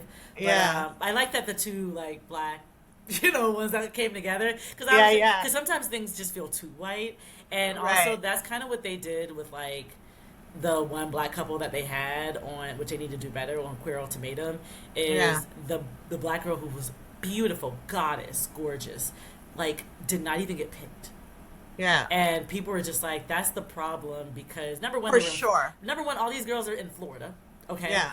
And so they're not looking. It's amazing how white gays we don't even phase them. You'll be For sure. surprised. And so that's why I'm always like, either if you're into us, either you have a fetish, or not even that, not just that, but like you have a fetish, or you're just. You just have a little more of an open mind. I would say open mind, and then some people do fetishize For over sure. black And I want to women. make it clear that I'm not like that because No. I always grew up with basically I'm at a point in my life and even growing up just being like everything that we're fed was a lie. Yeah. Like the beauty standard was like white women. I'm like, what? You literally look at non-white women with their like luscious lips, like Yeah. including Middle Eastern women, Yeah. eyelashes, Yeah. voluptuous, like so many nice features. So all my life being told that like white women are the beauty, and I'm like Mm. looking around me and I'm like, I'm literally attracted, although I ended up with a white woman, but that was like No, an emotional connection. but you're attracted. Yeah. And you never know in these situations, and I don't think either of us were like together physically for physical reasons. I mean Right. physical like sexually, but not but to me the idea that white people are the standard of beauty never computed in my head because I'm Yeah. like, this woman is so much more gorgeous than Yeah. than this one. Like I just Yeah. and I always like thought models and actresses that were black specifically are like so gorgeous. Yeah. And I don't know if it was just the idea of like, not only did it not compute in my head that like the white beauty standards are ideal, but also the putting down of black women. Yeah. That I was just like, how could you're pushing the fact that they're not beautiful because it's competition to you. Right. Mhm. You know, it's like Yeah. white guys that keep saying that ethnic people are stealing their jobs. It's not that they're stealing. It's just you can't compete. Yeah. You Yeah. know, and that's when you push like the propaganda of like white superiority, be it Yeah. looks, be it jobs, be it whatever it is. But Right. to me, I mean, the beauty standard, without a doubt, is women of color. Particularly for me, Black women are just a representation of ultimate beauty, you Yeah, know? absolutely. I'm actually looking up. There's actually a show called, like a series, Yeah. called Supreme Models Okay, on I'm gonna write it. Netflix. I'm I really have my into little like, notepad here with oh, all of your that's real. like raw honey. And what is Oh, it called? Say it again. this is called Supreme Models. It probably So, just dropped like maybe about a month ago or so. yeah. It's on Netflix, and they talk about it. They talk Yeah. about the evolution of black. I'm really into like learning about fashion and people and the whole history behind it. Yeah. But they, Especially that Black women invented so much of the oh fashion my thing. gosh, Like yes, so many of the creative avenues that we see, from music to fashion to all yeah, of that. I right, mean, pioneers, the beginning of the world started in Africa. That's what I also like to like try to educate people on that. yeah. Black people have come up with the majority of everything that we know. Yeah, You yeah, know? that's what I'm saying. People want the culture, but they don't want everything else aside from it. They Right. don't want to deal with the things that we have to deal with. So, like, yeah, especially here, like, black people have definitely ingrained in culture and fashion, and so this documentary definitely explains about how black women, how much of a struggle and how much black women have paved the way almost in fashion, and how people were just like trying to just hire these skinny, tiny like black women. I mean, sorry, these skinny white women, Yeah.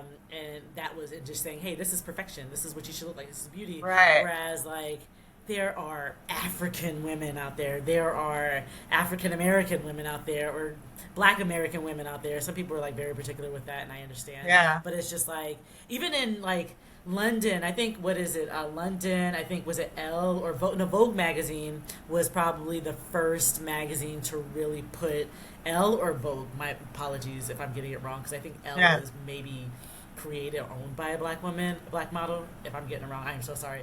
Yeah. But basically, like just and not just that, you know. And one thing, it was yes difficult for them, and they came in, you know.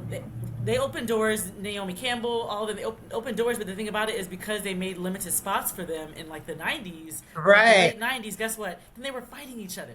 Then they're trying Yeah. to like sabotage each other. You know what I mean? So Yeah. that's the result of making people feel like they are just boxed into like, or they can only be one of them. You know what I Room. mean? Exactly. Like when I started stand up almost 20 years ago, when a new Arab girl came on the scene, they're like, Iman, be careful. It's like we're two different That's people. and that's And freaking on the weird. contrary, like you said, like if there's another queer black woman on the show, you're like happy because there's room for all of us, We you have know? space, right? That's it. Our stories are different. You know, we're Exactly. not the same people. So I'm always like, look at the person. There's so many things, and you'd be so it's stupid, but you'll be surprised. I googled my name, and there are other comedians that are tagged that they think look like me. Right? Isn't that insane? It's insane. It It's pisses me insane. off because people are Yeah. probably booking me. Either they're booking another person because they think they're me, or vice versa. Yeah. And I'm just Right. like, not that I feel like that's a. At the end of the day, and when also there are people that are like, "Hey, we just saw each other." I was like, "No, you're thinking about somebody else." They're like, "No, I'm Yeah, pretty sure." I yeah. was like, "I'm pretty sure you're mistaking me with somebody else." Right. But yeah, so you know, it is what it is.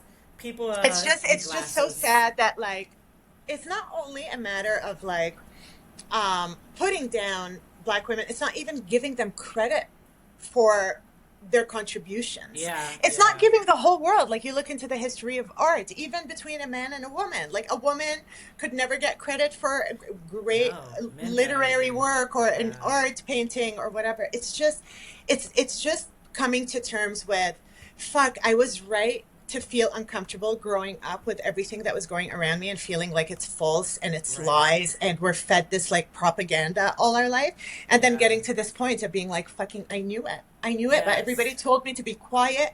Everybody told me this is how society is. Everybody told me the majority of people think this way, so you're not going to change anything. And it's like, no, but you have to speak out, you know? Yeah. You do. Jordan Temple, I don't know if you know his joke, one of my favorite jokes when I moved to New York, Mm-hmm. where he says, especially because black women have it so fucking bad in this country, from going to the doctor's office to getting a Yeah. job to whatever it is, when they're literally taking care of the entire country. But he goes, can you believe, I'm going to butcher it now, but like basically, can you believe There are no black female serial killers, despite everything. Mm-hmm. And I'm like, drop the Yeah. mic over and over, you know, for real. That's true It's because so because deep, you and it it's so yeah. apparent to me. But because it's so ingrained into us, like what like my mom maybe like even at 9 years old, 10 years old, you know, like definitely told me what it's. She didn't like have to like I didn't have to limit myself or anything like that, but she was just basically like, you know, especially when you go into the workplace, you know, just know that you have the white man, you have maybe the black man, the white woman, and then you're at the very bottom of the list. So Yeah, she said that because she was like, so when you walk into a room, you make sure you like own that. You know what I yeah, mean? Because yeah, those people are already gonna like say what they say. You know, they're yeah, already thinking what they're thinking when you're walking in the room. So these are things we're already taught. So it's almost like we know how to handle such crazy yeah. temptation. Like I don't know how many jobs I've been on where I don't even think I may have been quiet, and then I might have been like, "Hey, I don't like this," and that's really how as simple as it is. And then they labeled me as the angry black woman. Yeah, You know what I mean? And so I've had to tell many jobs that that's not what you're going to do to me right. because I know what you're doing. Like Yeah, white people don't like they really they it's like I don't even think they tried to hide it. I think they aware of what they're doing. That's why they do it. absolutely. You know, so it's just kind of like, but my thing is like I'm not letting them win.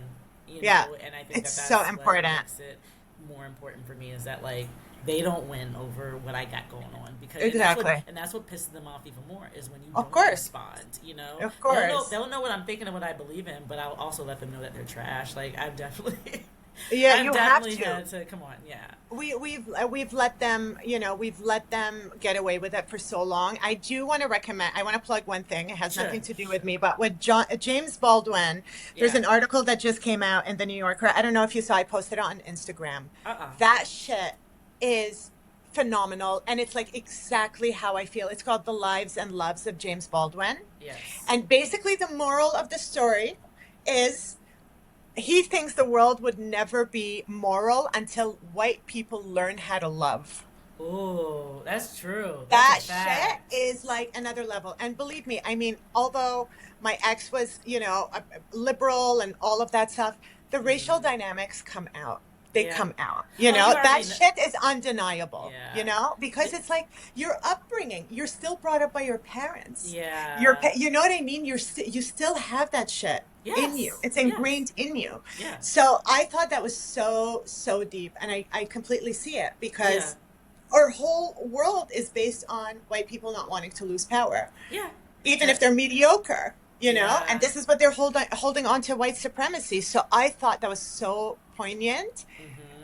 Anyway, I strongly recommend this. I'm like I'm gonna drooling. read I, it. I Yeah. strongly recommend this article. It I'm was gonna so I'm good. gonna pin it when I do like Yeah, little visuals for whoever yeah, watches it.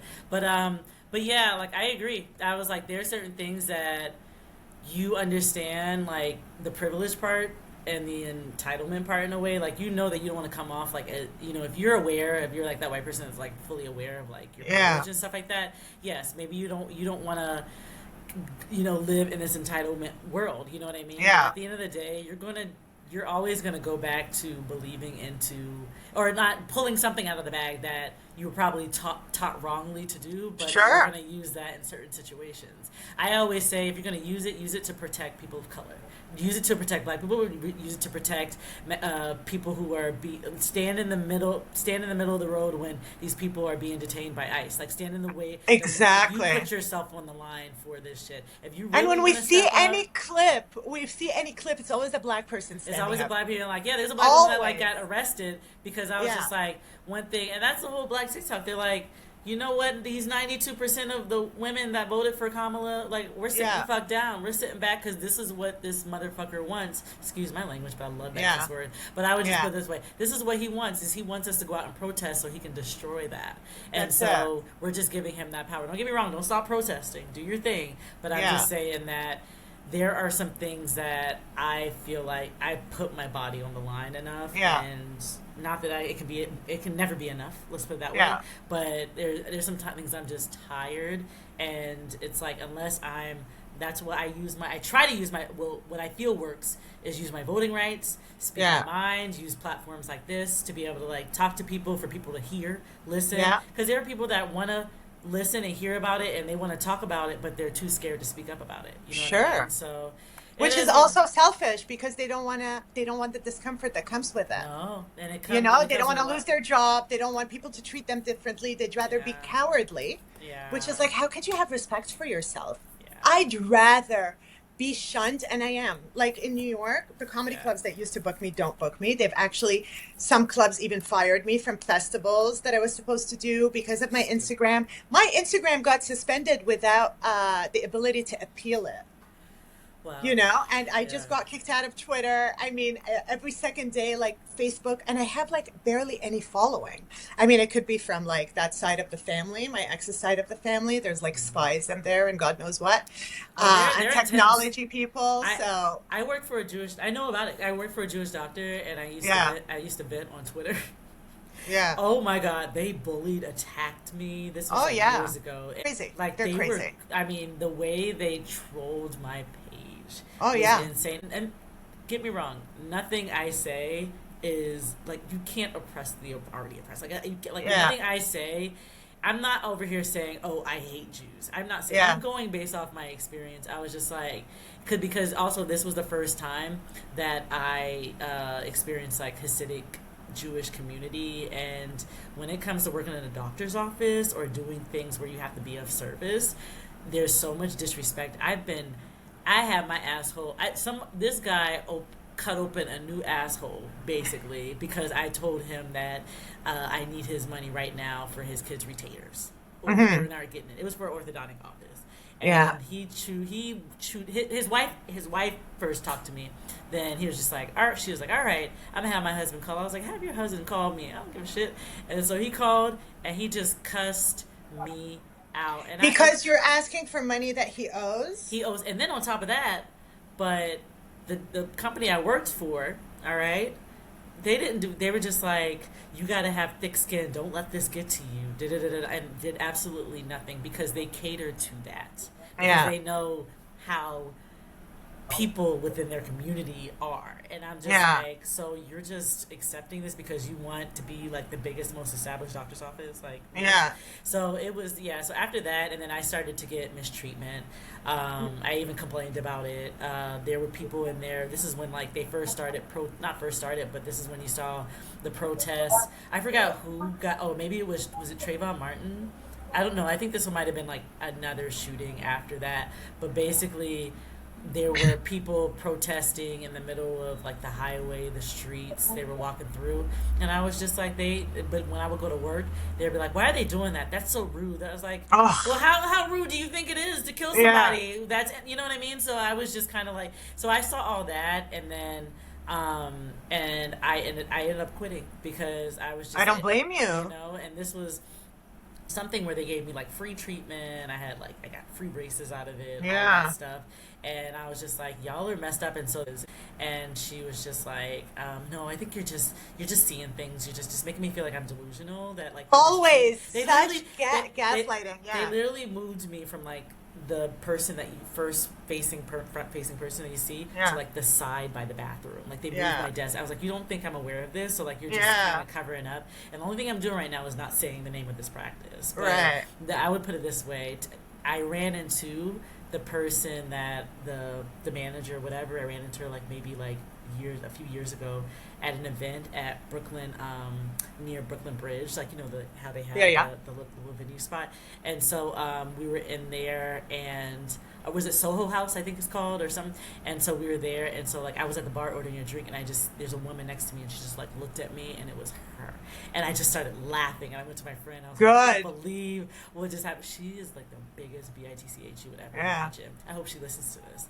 Me too. I seen you freaking bitch. Spy on my freaking LinkedIn, you stupid. Yeah. I can say that. But that's the thing. They have like all these resources and all this free time and this easy life where they spy and they fucking... Oh my God, it's really so bad. So So I say that because I will put it this way: there's no perfect person out there, but there are things that you can do to make yourself a better We're so person. much better. You know what I mean? We're so Actually, much we're better. close to perfection. We're close to me and you, Yeah, just me and you. exactly. All right, Specifically. right. But and so when I would express or vent on TikTok, that's Yeah. when, and it would never be anything. It would just be like me just talk. I could say this about literally anybody. Anybody. It could be like a Right. practice of black people. I'd be like, "Yo, why are we like this?" That type of thing. Yeah. But because it was them, they felt so attacked. I was like, "No, I would do this to anybody." Yeah. But Right. I didn't say that because I knew that like But they there were felt certain attacked things. because they're doing something wrong. Right, exactly. And they're like, you can't tell my people like that. But Yeah. it is what it is. I got free braces out of it. Yeah. There you go. And the rest of them can kiss my ass. Exactly. That entire practice can kiss my ass. I hope they're listening to this. Yo, kiss my ass. Me too. What's that expression? I can't remember who is the person who quoted this, but it's the best quote ever and describes our entire world. But that equality feels like oppression for privileged people. Yes, it is. Mm-hmm. Yeah. Nobody wants to be equal, trust Nope. me. Like all of these black people that are voting for Trump or Latinos or whatever, you think anybody wants to be neighbors with you in Florida? You Right. think anybody was going to be excited and welcoming you when you move in? You are still a person of color in their eyes. That's it. So the fact that like, I remember once there were like the Palestinian protests in Brooklyn where I lived. And anyway, they like barricaded the street and like the cops barricaded the street, and it was like on the same street that Chuck Schumer lives, Oh yeah. and it was like a Palestinian protest. So they barricaded the street, and our mailman just parked his truck and was going to go on the street to like deliver the mail, and the cops arrested him and went and searched his, and we're literally, I mean, not all the residents in that building stood up for this guy, but Right. I was like, what are you doing? This is our mailman. He's just doing his job. And you guys are doing this. And I'm like, with the black cops, I'm like, you guys should be so fucking ashamed of yourselves. Yeah. You should be so disgusted with yourself because believe me, if you're not wearing that uniform, you'd get treated like that and you might get shot even. Yes. Yes. And this is just our mailman. It's not like it's a guy who's like in street clothes. He's literally, there's the delivery, the mail, the USPS, and he's in his uniform and he's just going to, but it's like, I mean, it's just beyond me. And yeah, I really, just to bring it back, like I do hope that there's heaven and hell afterwards because I Imagine don't these want to people live in a being world or a yeah. universe where these people are going to go unpunished. Yeah. And I Yeah. want them to suffer like Yeah. badly. Yeah. I used to be like so anti-violence and hurting somebody, but now I'm like, I want to see them suffer. I want to hear them suffer. I want them to like beg on their knees for life. Like I really want that. It's Yeah. gotten me just more extreme in like a very hateful way. Yeah. But it's like if that's all I received from you all of these years, That's how my it is. 40 plus years being on this planet, why the fuck am I going to have mercy for you when you literally all you do is just like fend for yourself You and literally oppress me? Even if it's like you have everything already, but me coming up as a threat to you, fuck you, man. It's strange. It's strange. Like none of that should be a threat. You have everything. That's like you said, it. you have everything you need. It's the people that are ungrateful. Whereas, like for us, that could easily be ripped away just Yeah. in 2 seconds. Exactly. So I will close out this this session. I think we've touched a lot of great conversations, but I do want to. There's a question I have to ask, and then we're gonna go into a small game. Okay. And then we're gonna wrap it up. But, Right. But what would you say to younger Iman? Like when I say younger, I mean like pre-comedy. Maybe I don't know when pre-comedy is for you, but like what the younger you? Maybe like when you were just like a young kid or something. Like what advice would you say to yourself? You stand for what you believe on. Stand for what you believe in. Your intuition is 100% right. Whatever felt wrong was wrong. No matter what people tell you, just stick to what you felt and what you believed. Because and I'm not somebody who's like, I want to always be right. I'm not like Right. that at all. I'm like, please prove me wrong. Right. But in this case, I do not think I was wrong about a single thing. Yeah. There you So go. believe it, stand your ground. I've always been outspoken, but I wish, like I said at the beginning of this podcast, I wish I was more extreme. I should Yeah. have not tolerated a lot more. You were right, kiddo. You were right. I like that. Yeah. That's real. because there's a lot of things we have to. You are the person you are today because of the things that brought you to this point, right? Yeah. Whereas like there's many times we're being led by like our parents' thoughts, what we should do, how we should respond, how we should react, and how we should feel, and then what we should put up with and tolerate. Yeah. And that's like no. You actually have a daughter out here that speaks her mind and believes that she belongs something better. That is something to be proud of right now. You know what I mean? Because if not, you'll just have somebody, just some guy that you're married to that you hate, and that you're just miserable, and that because you're trying to be safe, because you're trying to you're trying to please society and what they Exactly. When like my parents think it's so much easier to have been straight and to have been married to a guy, sure, it would have been easier, but I would have been miserable. Yeah. You know, I would have been actually miserable. And people don't know this, but you know who is the most dangerous person a woman meets in her life? Who's that? Her husband or her boyfriend. Yep. That's the most dangerous person you'll meet. It's the most toxic person. And you know? These women are out here like... But that's it. People that are actually... I genuinely like appreciate the men out there that... I do. 10% of them. Have a softer side, and that they're comfortable in their own skin. Like I said, they're like, again, trying to make a certain category of people feel better.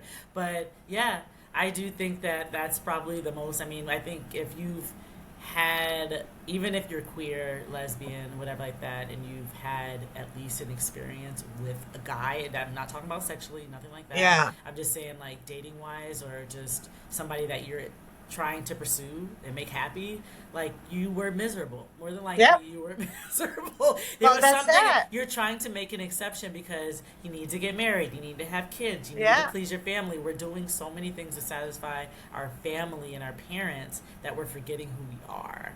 And which brings us back to what you said about Buddhism, which is so great. We were born perfect. We were born our authentic self, exactly who we are, with our contributions, with our flaws, with our uniqueness. Right. And throughout our life, we're just being pushed down and dimming our light and telling us to just conform. And complicity.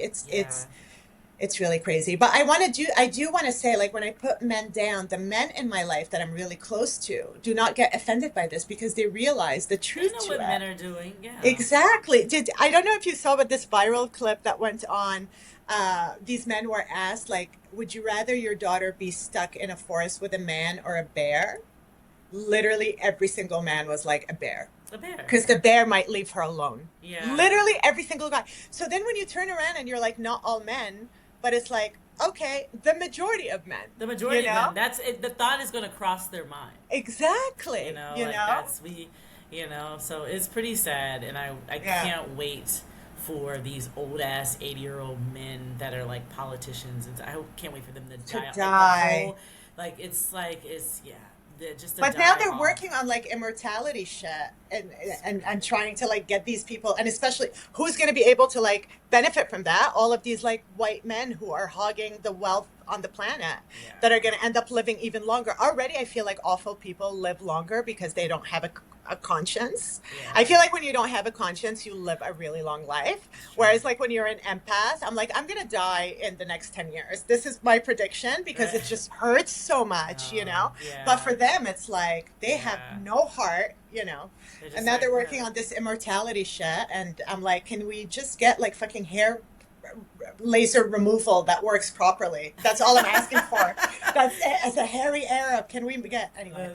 It's just so frustrating and so sad. And I'm, you know, it's like with the Me Too movement when all these guys were like, not all men, and I'm like, yeah, but aren't you fucking flabbergasted at the percentage of women who have been sexually abused? Like that alone doesn't freak you the fuck out, and you still want to defend men? No, because this is nobody be focused on this unless people are raising awareness and attention. That's it. It wouldn't bother them at all. I mean, look at the times when like we didn't talk about what women were thinking. Exactly. How angry they were. Now we have that ability, but that wasn't a thing like even as little as 20 years ago. Okay, so. You know, they're still talking about like women wanting to take advantage of rich men. It's like, no, bro, it's the other way around. These rich men are like taking advantage of their power to harass these women and to sexually abuse them. It's such a minuscule percentage of women that are actually doing this to get a man's fortune. It's always the reverse. It's all Yeah. anyway. I could go Yeah. on forever. I hate Yeah, everybody except for us. it's exactly it's hard to like people these days. That's what I mean Yeah. by that. You just have to you've got to protect yourself and your energy at the end of the day because like you're in order to navigate through all of this and still have a voice and still speak your And mind. women that enable the shit or like agree with men, like that was Oh, a they're small worse. argument. My mother is like really my weakness and I adore her. Hmm. But when we were talking about like the covering themselves, and I'm like, I don't think a woman needs to be modest to like, for a man to control himself. And she's like, no, but then if she's like tempting him, I'm like, a woman could go into a guy's hotel room, be stripped naked. If she decides she doesn't want to have sex with him anymore, that should be completely fine. She could be like putting back her clothes on and leaving and being like, I don't want to have sex. That should be normal. You That should be should be able to do that, okay, right? you know? Hmm. And the fact that you're trying to like excuse a woman's bare leg from her getting raped is like Yeah, nuts. yeah, And that's yeah. the majority of people because that's how we were all fucking brought up. Yeah, and it's you got religion to Fucking fulfill shit. people who that made it okay. All right, I'm so glad yeah, this was a comedy podcast. Did we laugh once? I don't think so. we did laugh. It's like We did laugh. We had some good, but I mean, this is always meant to be able to touch on topics. Some comedians, when I tell them about the podcast, they think it's like a serious thing. I was like, it's actually not. I was just yeah, like, it's really just what you want to. We'll talk about things yeah. that matter, but I definitely, we have fun at the end of the day, and I think a lot of times is laughing through the BS, and that's a lot of what we It's so do today. important. But I do have something a little fun for us to play, a little game. It's a short game. It's a rapid fire game. So Okay. this is something where like just give me the first answer that comes to mind. There's just a few questions, but this helps the listeners get to know who you are. Okay. Underrated city for comedy.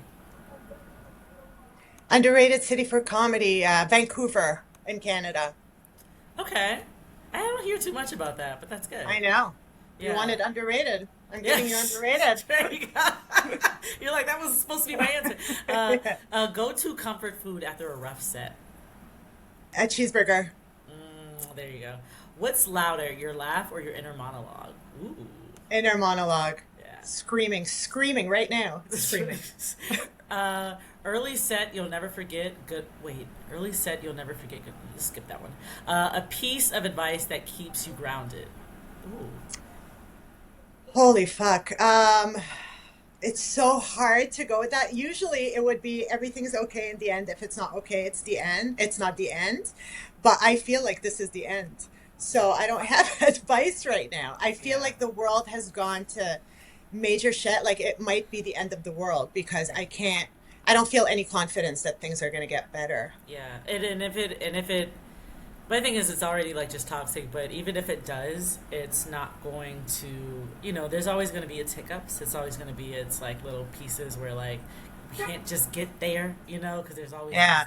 conservative review or views and then other things along in that package. But all right. So favorite time of day to write. Afternoon. Ooh, really? I'm always tired. Yeah, no, afternoon. Right. All right. Well, that wraps that up. Iman, has been a pleasure. It's been a fun time Always. talking to you. Just for the listeners, where can they find you, follow you? What is, do you have a website or like a social platform that you prefer over the others? Well, now it's on Instagram. I have a new account. I seem like a loser because they disconnected my last account, Oh, wow. where I had, which is also affecting my bookings for gigs and stuff because I had like about 10,000 followers on my old account that got disconnected or that got Oh, suspended that I couldn't get yeah. back. So now I have like 500 followers on the new one, but follow me because it's me complaining about the state of the world. It's Imani, EMANI underscore Harlem. Yeah. And I'm doing pretty well on TikTok actually. So Eman Okay. El-Husseini on TikTok. And yeah, I'll be doing a show on August 24th at Gotham Comedy Club. And you could find me on the streets of Harlem, roaming the streets of Harlem. But Yeah. thank you so much, Iman. It's Thank been you. great. This has been a fabulous time. Thank you Appreciate so you. much. All right, y'all. That's Eman El-Husseini, everybody. Bold, She's hilarious and unapologetically herself. Follow her across socials and check out her stand up wherever you watch comedy live or online. And make sure you follow that TikTok. It sounds like it's hot right now. Thank y'all for tuning in to Undefining the Pod, where we celebrate the messy, beautiful, in between, and keep redefining what it means to show up fully. Be sure to follow us on IG at Undefining Podcast and TikTok, on YouTube, and Spotify on Undefining the Pod. And support the show if you can at buymeacoffee.com/undefining the pod. New episodes drop every Thursday, so don't just listen. Share the pod with someone who's ready to redefine too. Until next time, keep it curious, keep it honest, and keep it you. All right? See you. Undefining.